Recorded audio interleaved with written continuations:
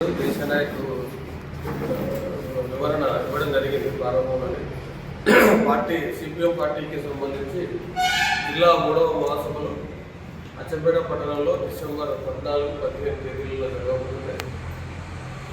ఇప్పటికే ఆ మహాసభ ఏర్పాట్ల కోసం ఆహ్వాన సంఘం ఏర్పడి గత 2 రోజులుగా మహాసభల విస్తృత ప్రచారం కోసం పెద్ద ఎత్తున ఈ నియోజకవర్గంలో ప్రజల్ని కలవడం, ఈ పెద్ద ఎత్తున మహాసభ ప్రచారం చేయడం అనేది జరుగుతుంది. ఏర్పాట్లన్నీ పూర్తి కావచ్చున్నాయి.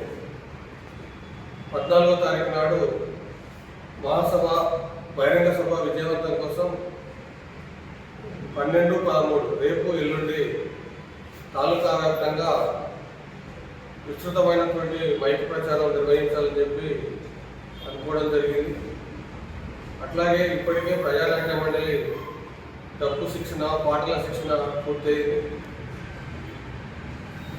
14వ తారీఖు నాడు వ్యవసాయ మార్కెట్, అచ్చంపేట వ్యవసాయ మార్కెట్ నుండి కూరగాయల మార్కెట్ మీదుగా పాత బస్ స్టాండ్, జుమా మసీదు నుంచి నేరుగా మెయిన్ బజార్లో రెడ్ సెట్ వాలంటీర్స్ కవాత్తో జరుగుతుంది. మహా ప్రదర్శన కూడా నిర్వహిస్తున్నాం. ఎస్బీఐ నాగరం రోడ్ ఎస్బీఐ పక్కన ఉన్నటువంటి ఖాళీ స్థలంలో బహిరంగ సభ జరగబోతుంది. ఈ బహిరంగ సభకు ఇంతకు ముందే చెప్పినట్టుగా సిపిఎం పార్టీ పొలిట్ బ్యూరో సభ్యులు, అఖిల భారత నాయకులు కామ్రేడ్ పివి రాఘవులు గారు ముఖ్య అతిథిగా పాల్గొంటున్నారు. అట్లాగే గౌరవ ఎమ్మెల్సీ ప్రజా వాగ్యాకారుడు గోరెడ్డి వెంకన్న గారు విశిష్ట అతిథిగా ఈ మహాసభలో పాల్గొంటున్నారు. వీరితో పాటు పార్టీ రాష్ట్ర కార్యదర్శి వర్గ సభ్యులు కామ్రేడ్ జాన్వి శ్రీ గారు, కామ్రేడ్ సాగర్ గారు అతిథులుగా ఈ సభలో పాల్గొంటున్నారు. 14వ తారీఖు బహిరంగ సభ జరుగుతుంది. 15వ తారీఖు నాడు అమరవీరుల నగర్ లోటస్ ఫంక్షన్ హాల్లో ప్రతినిధుల సభ జరగబోతుంది. సిపిఎం పార్టీ మహాసభలు అంటే అర్థం ఏమిటి, ఏం చర్చిస్తాం, దీంట్లో ఏం మాట్లాడుకుంటాం అనేది మనం పరిశీలిస్తే కష్టజీవుల యొక్క కష్టాలు, రైతు కూలీల కష్టాలు, సమాజ అభివృద్ధికి పాలక వర్గాలు చేస్తున్నటువంటి ప్రయత్నం, పాలక వర్గాలు అనుసరిస్తున్నటువంటి తప్పుడు ప్రజా వ్యతిరేక విధానాలపైన సిపిఎం నిర్వహించేటువంటి ప్రజా పోరాటాల గురించి ప్రధానమైనటువంటి చర్చ ఉంటుంది.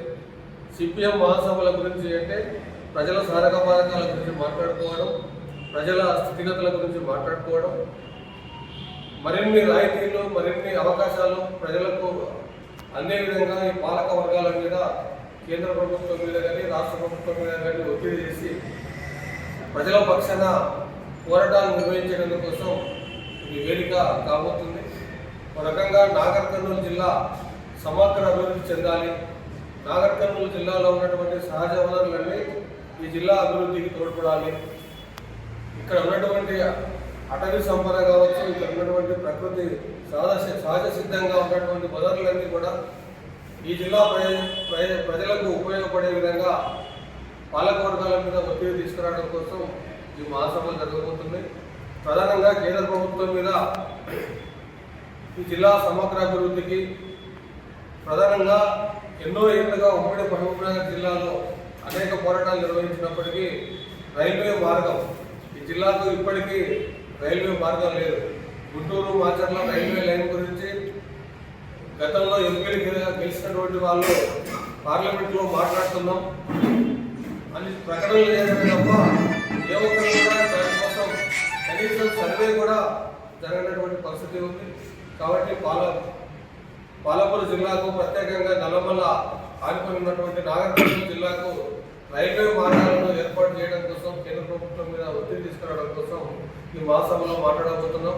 ఆదివాసీ చెంచు గిరిజనులు, మొత్తం మైదాన ప్రాంత గిరిజనుల సమస్యల మీద, దళితుల సమస్యల మీద, రైతు కూలీల హక్కుల కోసం, కార్మిక వర్గం ఈరోజు ఉన్నటువంటి అసంఘటిత రంగంలో కార్మిక వర్గం హక్కుల కోసం కూడా ఉద్యమాలు నిర్వహించడం జరిగింది.